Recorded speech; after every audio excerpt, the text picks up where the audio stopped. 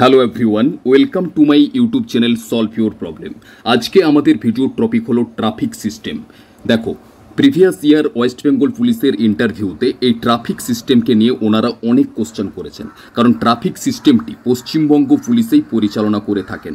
তো এই ট্রাফিক সিস্টেমটি তোমাদের খুব ভালোভাবে জেনে ইন্টারভিউ দেওয়া দরকার। আজকে আমি এই ভিডিওতে ট্রাফিক সিস্টেমটি খুব ভালোভাবে তোমাদের জন্য রেডি করেছি, তো তোমরা ভিডিওটি বিনা স্কিপ করে শেষ পর্যন্ত দেখতে থাকো। দেখো, traffic system, concept of traffic. অভিধানগতভাবে বলা যায় যানবাহন পথচারী সমবেতভাবে যারা পথ ব্যবহার করে তারাই ট্রাফিকের অন্তর্ভুক্ত হয়। তাহলে অভিধানগতভাবে কি বলা যায়, মানে ট্রাফিকের সংজ্ঞা দেখো, যানবাহন পথচারী সমবেতভাবে যারা পথ ব্যবহার করে তারাই ট্রাফিকের অন্তর্ভুক্ত হয়। ধরো এটা একটা পথ, রোড, তো এই রোডে কারা ব্যবহার করবে? যানবাহন থাকবে, পথচারী থাকবে, তো এরাই ট্রাফিকের অন্তর্ভুক্ত হচ্ছে।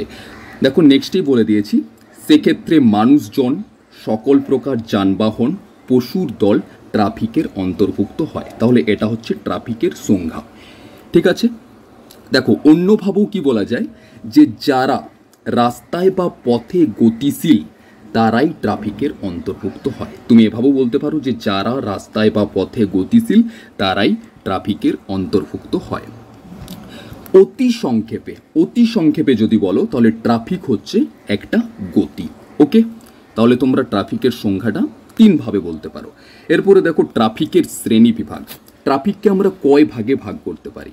দেখো, ট্রাফিক তিন প্রকার। কি কি? আকাশপথ ট্রাফিক। আকাশপথ ট্রাফিকে কি চলে? এরোপ্লেন, উড়োজাহাজ। স্থলপথ ট্রাফিক, স্থলপথে আছে মানুষজন, পশু পাখি, তারপর যানবাহন ইত্যাদি। আর হচ্ছে জলপথ ট্রাফিক। জলপথ ট্রাফিকের মধ্যে পড়ছে তোমার নৌকো, জাহাজ ইত্যাদি। তাহলে ট্রাফিক হচ্ছে আমাদের তিন প্রকার: আকাশপথ ট্রাফিক, স্থলপথ ট্রাফিক এবং জলপথ ট্রাফিক। ঠিক আছে, এরপরে দেখো ট্রাফিকের উদ্দেশ্য। ঠিক আছে, ট্রাফিকের উদ্দেশ্য কি? একজন ট্রাফিক পুলিশ তার নিষ্ঠা, ধৈর্য, বুদ্ধি দিয়ে রাস্তায় যানজট মোকাবিলা করে গাড়ি চলাচল স্বাভাবিক রাখতে পারে। ঠিক আছে, এটা হলো এক নাম্বার উদ্দেশ্য। দু নম্বর উদ্দেশ্য কি রয়েছে দেখো, পথচারীদের চলাচলে। দেখো একটা পথে তো পথচারীরা চলবে, ঠিক আছে, তো এই পথচারীদের চলাচলে গাড়ি চালাতে স্বাচ্ছন্দ্য আনে। তাহলে পথচারীদের চলাচলের জন্য গাড়ি চালকদের যাতে কোনো প্রবলেম না হয়, এটাই হচ্ছে একটা ট্রাফিকের উদ্দেশ্য। ঠিক আছে, তাহলে কি পথচারীদের চলাচলে গাড়ি চালকদের গাড়ি চালাতে স্বাচ্ছন্দ্য আনে এবং নিরাপত্তা দেয়। তিন নম্বর উদ্দেশ্য দেখো, ট্রাফিক আইন ভঙ্গকারীদের চিহ্নিত করা ও আইন অনুযায়ী তাদের শাস্তির ব্যবস্থা করা। যদি তাদের শাস্তি না দেওয়া হয় বা চিহ্নিত না করা হয় তাহলে ট্রাফিক সিস্টেমকে কন্ট্রোল করা যাবে না। এই জন্যই তাদের শাস্তি দেওয়া হয় এবং তাদেরকে চিহ্নিত করা হয়। নাম্বার 4-এ দেখো, রাস্তায় যানবাহন নিয়ন্ত্রণের ক্ষেত্রে কঠিন সমস্যা স্বাচ্ছন্দ্যের সাথে মোকাবিলা করা। রাস্তায় তো অনেক ভিড় হয়, ভাট্টা হয়, অনেক মানুষ বেরোয়, পশু পাখি, যানবাহন থাকে, তো এই জন্যই রাস্তায় যানবাহন নিয়ন্ত্রণের ক্ষেত্রে কঠিন সমস্যা স্বাচ্ছন্দ্যের সাথে মোকাবিলা করা। ঠিক আছে, এই চারটেই ছিল ট্রাফিক সিস্টেমের উদ্দেশ্য। নেক্সটে দেখো, পশ্চিমবঙ্গ ট্রাফিক পুলিশ গঠন। তো কখন পশ্চিমবঙ্গের ট্রাফিক পুলিশ গঠিত হয়েছিল, এটা ভেরি ভেরি ইম্পর্টেন্ট, তো ভালোভাবে দেখে নাও। দেখো, পশ্চিমবঙ্গ পুলিশের অধীনে ট্রাফিক ব্রাঞ্চ স্থাপিত হয়েছে 2000 সালে। কত সালে স্থাপিত হয়েছে? 2000 সালে। এই শাখাটির সদর দপ্তর কোথায় রয়েছে? এই শাখাটির সদর দপ্তর রয়েছে কলকাতায়। তাহলে ট্রাফিক সিস্টেম বা পশ্চিমবঙ্গ পুলিশের যে ট্রাফিক ব্রাঞ্চ তার সদর দপ্তর কোথায়? কলকাতায়। কত সালে স্থাপিত হয়েছে? 2000 সালে। নেক্সটে দেখো, একজন এডিজি এবং আইজি পদমর্যাদার অফিসার এই শাখাটির দায়িত্বে রয়েছেন। তাহলে এই শাখাটি পরিচালনা কে করছেন? একজন এডিজি এবং আইজি পদমর্যাদার অফিসার। ঠিক আছে, নেক্সটে দেখো, ট্রাফিক কনস্টেবলের সাধারণ দায় দায়িত্ব। তাহলে ট্রাফিক কনস্টেবলের কী দায় দায়িত্ব থাকছে, ঠিক আছে। তো যেহেতু তোমরা কনস্টেবলের ইন্টারভিউ দিতে যাবে, তো ট্রাফিক কনস্টেবলের কী দায় দায়িত্ব সেটাও তোমাদের জানা দরকার, ঠিক আছে। কি কি দায় দায়িত্ব রয়েছে দেখো। নাম্বার 1 রয়েছে পরিষ্কার পরিচ্ছন্ন সঠিক পোশাক ব্যবহার। উনি যখন ডিউটি করবেন তখন অবশ্যই পরিষ্কার পরিচ্ছন্ন সঠিক পোশাক ব্যবহার করতে হবে। শুধুমাত্র ট্রাফিকের সময় নয়, পশ্চিমবঙ্গ পুলিশ কনস্টেবল যখনই ডিউটি করবেন তো তখনই তাকে পরিষ্কার পরিচ্ছন্ন সঠিক পোশাক ব্যবহার করতে হবে। তো ইনি এখন ট্রাফিকের দায়িত্ব পালন করছেন, তো এখানেও পরিষ্কার পরিচ্ছন্ন সঠিক পোশাক ব্যবহার করতে তাকে হবে। নেক্সট হচ্ছে ঊর্ধ্বতন কর্তৃপক্ষের নির্দেশ মেনে চলা। সবসময় কনস্টেবলকে ঊর্ধ্বতন কর্তৃপক্ষের নির্দেশ মেনে চলতে হবে, ঠিক আছে।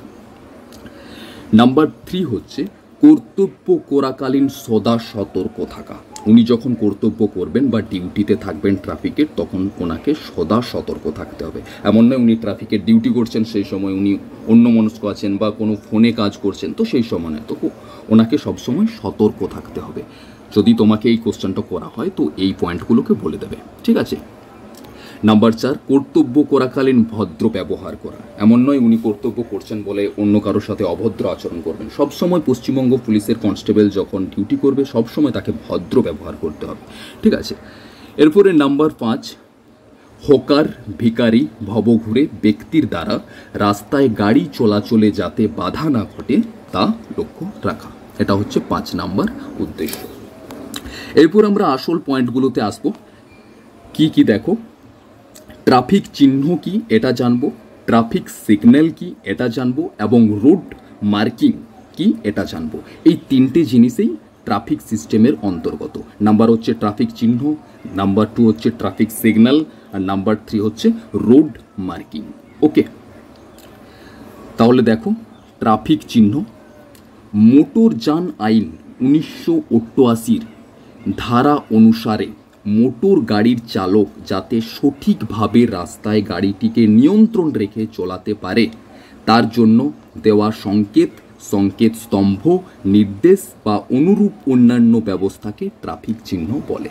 তাহলে ট্রাফিক চিহ্ন কাকে বলবো আবার তোমরা ভালোভাবে পড়ে নেবে। তা আর একবার বলে দিচ্ছি দেখো, মোটরযান আইন 1988 ধারা অনুসারে, এটা যদি নাও বলো তাতেও চলবে, তোমরা এটা বলতে পারো যে মোটর গাড়ির চালক বা যে কোনো গাড়ির চালক যাতে সঠিকভাবে রাস্তায় গাড়িটিকে নিয়ন্ত্রণে রেখে চালাতে পারে তার জন্য দেওয়া সংকেত।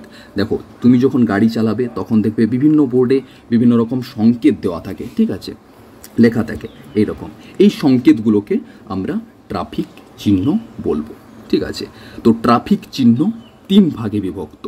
ট্রাফিক চিহ্ন আমাদের 3টি ভাগে বিভক্ত। নাম্বার 1 হচ্ছে আদেশ ব্যঞ্জক ট্রাফিক চিহ্ন, নাম্বার 2 হচ্ছে সতর্কতামূলক ট্রাফিক চিহ্ন, নাম্বার 3 হচ্ছে তথ্যদায়ক ট্রাফিক চিহ্ন। দেখো তাহলে আদেশ ব্যঞ্জক ট্রাফিক চিহ্ন ম্যান্ডেটরি সাইন, এটা কি দেখে নাও ভালোভাবে। কি মানে তুমি কি করে বুঝবে যে এই সাইনটা আদেশ ব্যঞ্জক ট্রাফিক চিহ্ন, ঠিক আছে। তো নিচে পয়েন্টগুলো দেওয়া আছে, এগুলো ভালোভাবে দেখলে বুঝতে পেরে যাবে। দেখো, রাস্তায় নিরাপত্তা, যানবাহনের বিঘ্নহীন যাতায়াতের জন্য এই চিহ্নটি দেওয়া হয়, আদেশ ব্যঞ্জক ট্রাফিক চিহ্নটি দেওয়া হয়। এই চিহ্নগুলি গাড়ির চালক মানতে বাধ্য। মানে যখন এই চিহ্নগুলো দেওয়া থাকবে, এই চিহ্নতে যা লেখা থাকবে সেগুলি কিন্তু গাড়ির চালক মানতে বাধ্য। নাম্বার 3, এই চিহ্নের বোর্ডগুলি গোলাকার হয়, ঠিক আছে, গোলাকার হবে। আদেশ ব্যঞ্জক ট্রাফিক চিহ্নের বোর্ডগুলি সবসময় গোলাকার হবে, ঠিক আছে। এরপরে দেখো, বোর্ডের তলায় বর্ণনা সহ প্লেট থাকবে। বোর্ডের তলায় অবশ্যই একটি বর্ণনা সহ প্লেট থাকবে। তো কোন চিহ্নগুলি আদেশ ব্যঞ্জক বা ম্যান্ডেটরি সাইন দেখে নাও। নাম্বার 1 হচ্ছে নো পার্কিং। দেখো যদি লেখা থাকে নো পার্কিং তো এটা তোমাকে মানতেই হবে। নো এন্ট্রি মানতেই হবে। ওয়ান ওয়ে মানে একই দিকে, ঠিক আছে। নো হর্ন মানে কোনো রকম হর্ন বাজানো যাবে না। এগুলো হচ্ছে আদেশ ব্যঞ্জক, তোমাকে আদেশ বা অর্ডার দিচ্ছে, ম্যান্ডেটারি, এগুলো তোমাকে মানতে হবে। তাহলে তো তোমাকে যদি কোশ্চেন করে যে কোন কোন সাইনগুলো আদেশ ব্যঞ্জক বা ম্যান্ডেটারি সাইন, তো তোমরা তখন উত্তর দেবে যে no parking, no entry, one way, no horn, ঠিক আছে। তাহলে তোমরা বুঝতে পেরে গেলে যে আদেশ ব্যঞ্জক ট্রাফিক চিহ্ন কোনগুলি, এদের আকার গোলাকৃতি, এগুলো ড্রাইভারকে সব সময় মানতে হবে, ঠিক আছে। আর কোনগুলি হচ্ছে নো হর্ন, ওয়ান ওয়ে, তারপর নো এন্ট্রি ইত্যাদি, ঠিক আছে। এরপরে দেখো নাম্বার 2তে আছে সতর্কতামূলক ট্রাফিক চিহ্ন বা ইনফরমেটরি সাইন্স। এই চিহ্নগুলি দেওয়া হয় গাড়ির চালকদের রাস্তায় সম্ভাব্য বিপদ থেকে সতর্ক করার উদ্দেশ্যে। এগুলো মানতে হবে এমনটা নয়, এই চিহ্নগুলি দেওয়া হচ্ছে গাড়ির চালকদের রাস্তায় বিপদ থেকে সতর্ক করার উদ্দেশ্যে, ঠিক আছে। দেখো এই চিহ্নের বোর্ডগুলি ত্রিভুজ আকৃতির হয়, এই চিহ্নের বোর্ডগুলি তোমরা ত্রিভুজ আকৃতির মতো দেখতে পাবে, ঠিক আছে। তাহলে যদি তোমাকে কোশ্চেন করা হয় যে সতর্কতামূলক ট্রাফিক চিহ্ন বা ইনফরমেটরি সাইন্সের বোর্ডগুলি কীরকম হয়, তখন তোমরা উত্তর দেবে এটি ত্রিভুজ আকৃতির হয়, ওকে। দেখো উদাহরণগুলো দেখলে তোমরা বুঝতে পেরে যাবে যে কোনগুলো সতর্কতামূলক ট্রাফিক চিহ্ন। উদাহরণ হচ্ছে সামনে স্কুল লেখা থাকে, দেখবে বোর্ডে সামনে স্কুল, সামনে অরক্ষিত রেলগেট, মানে সামনে এমন একটা রেলগেট আছে যে যেখানে কোনো গার্ড নেই, অরক্ষিত আছে, ঠিক আছে। সামনে হসপিটাল, সামনে চৌরাস্তা ইত্যাদি, ঠিক আছে, বুঝতে পেরেছ। এরপরে দেখে নাও তথ্যদায়ক ট্রাফিক চিহ্ন। তথ্যদায়ক ট্রাফিক চিহ্ন কি, কোনগুলি আমরা ভালোভাবে জেনে নেব। এই চিহ্নগুলি দেওয়া হয় সকল রাস্তা ব্যবহারকারীদের রাস্তায় ভ্রমণ সহজ, নিরাপদ ও আনন্দময় করে তুলতে। তাহলে এই ট্রাফিক সাইনগুলোর উদ্দেশ্য হচ্ছে এই চিহ্নগুলি দেওয়া হয় সকল রাস্তা ব্যবহারকারীদের রাস্তায় ভ্রমণ সহজ, নিরাপদ ও আনন্দময় করে তুলতে। এই চিহ্নের বোর্ডগুলি চতুর্ভুজ আকৃতির হয়। তাহলে এই চিহ্নের বোর্ডগুলি কীরকম আকৃতির হচ্ছে, চতুর্ভুজ আকৃতির হচ্ছে, বুঝতে পেরেছো। তাহলে এই চিহ্নের উদাহরণ কি হচ্ছে, পার্কিং প্লেস। তাহলে তোমরা তথ্যদায়ক ট্রাফিক চিহ্ন বুঝতে পেরে গেলে, ঠিক আছে। তাহলে আমাদের 3 প্রকারের ট্রাফিক চিহ্ন রয়েছে বা ট্রাফিক সাইন। নাম্বার হচ্ছে আদেশ ব্যঞ্জক, সতর্কতামূলক ও তথ্যদায়ক, ম্যান্ডেটারি সাইন, ঠিক আছে, ইনফরমেটরি। তাহলে তোমরা সাইনগুলো বুঝতে পেরে গেলে। এরপরে যেটা হচ্ছে সেটা তোমাদের, এরপরে দেখো ট্রাফিক সিগন্যাল। নাম্বার 2 পয়েন্টে রয়েছে ট্রাফিক সিগন্যাল, এটাও ভালোভাবে জানতে হবে। দেখো সিগন্যাল, সিগন্যাল কথার অর্থ হলো ইশারা, আকার, ইঙ্গিত, ইশারা বা আকার, ইঙ্গিত, ঠিক আছে। সিগন্যাল 2 ভাগে বিভক্ত। কত ভাগে বিভক্ত, 2 ভাগে বিভক্ত। নাম্বার 1 হচ্ছে হ্যান্ড সিগন্যাল, 2 নাম্বার হচ্ছে লাইট সিগন্যাল। হ্যান্ড সিগন্যাল মানে কি, যে কোনো ট্রাফিকে দেখতে পাবে ট্রাফিক পুলিশ হাতে তোমাকে ইশারা করে যে লেফট সাইডে যাও, রাইট সাইডে যাও, থামুন, ঠিক আছে, এটাকে বলে হ্যান্ড সিগন্যাল। আর কোনো কোনো জায়গায় কোনো ট্রাফিক পুলিশ থাকেন না, শুধু লাইটে কাজ হয়, সবুজ, গ্রিন এসব লাইট থাকে, তো সেই সিগন্যালটাকে আমরা লাইট সিগন্যাল বলবো। তো আমাদের লাইট সিগন্যাল ক ভাগে বিভক্ত, লাইট সিগন্যাল 2 ভাগে বিভক্ত। নাম্বার 1 হচ্ছে ম্যানুয়ালি অপারেটেড বা হাত দ্বারা পরিচালিত, আর অটোমেটিক্যালি অপারেটেড বা স্বয়ংক্রিয় ব্যবস্থা। লাইট সিগন্যাল তাহলে 2 ভাগে বিভক্ত, ঠিক আছে। দেখো প্রথম স্বয়ংক্রিয় ট্রাফিক লাইট ব্যবস্থা চালু হয় 1914 সালে আমেরিকার ক্লিভল্যান্ড, ওহিও শহরে। তাহলে প্রথম ট্রাফিক লাইট ব্যবস্থা কোথায় চালু হয়েছিল, 1914 সালে আমেরিকার ক্লিভল্যান্ড, ওহিও শহরে। ট্রাফিক লাইট সিগন্যাল পোস্টে আলোগুলি উপর থেকে লাল, গেরুয়া, সবুজ এই ক্রমপর্যায়ে থাকে। তাহলে ট্রাফিক লাইটের যেটা সিগন্যাল পোস্টে কিভাবে থাকে, দেখো সবার উপরে থাকে লাল, তারপরে থাকে গেরুয়া, তারপরে সবুজ, এই ক্রমপর্যায়ে থাকে 1, 2, 3। এটা খুব ভালোভাবে জেনে থাকো। তোমাকে এখান থেকে কোশ্চেন করতে পারে যে ট্রাফিক লাইট সিগন্যাল পোস্টে আলোগুলি কীরকমভাবে থাকে, তো তোমাকে বলতে হবে লাল প্রথমে থাকে, তারপর গেরুয়া, তারপর সবুজ। এরপর এই আলোর কার্যাদি মানে আলোগুলোর কাজ কি, ঠিক আছে। তো লাল আলোর কাজ জেনে নাও।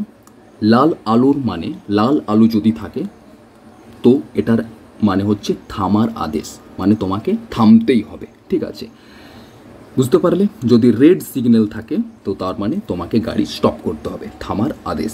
এরপরে যদি গেরুয়া সিগন্যাল থাকে তার মানে থামুন, কিন্তু আদেশ নয়।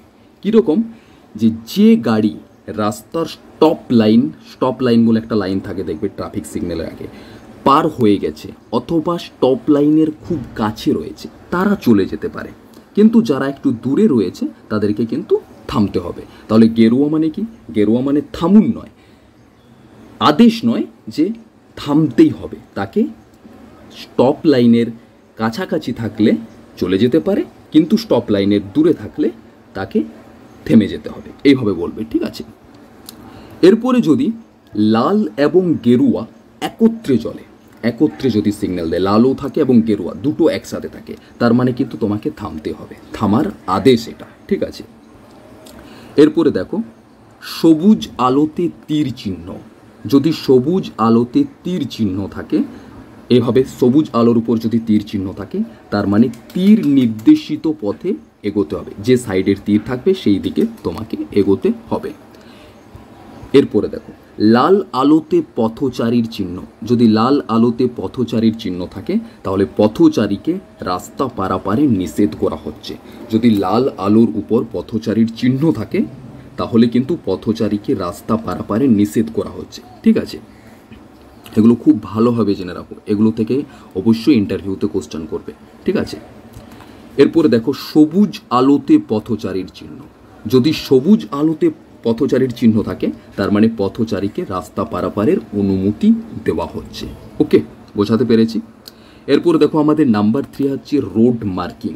রোডের উপরও বিভিন্ন রকম চিহ্ন আঁকা থাকে, তো সেইগুলো শর্টকাটে সংক্ষেপে, আমি বেশি ডিপে যাব না। রোড মার্কিং যেগুলো জানার দরকার সেগুলো ঠিকঠাক করে জেনে যাও।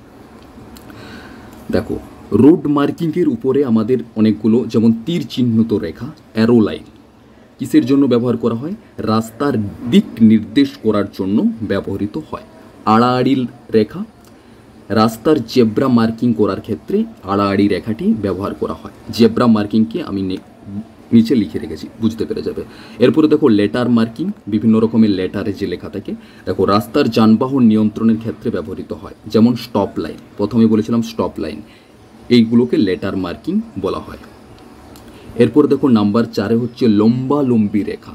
রাস্তার মধ্যবর্তী রেখা, সীমানা রেখা ইত্যাদিতে ব্যবহৃত হয়। রাস্তার যেটা মধ্যবর্তী রেখা, সীমানা দেওয়া হয়, এই ক্ষেত্রে লম্বালম্বী রেখা ব্যবহৃত হয়।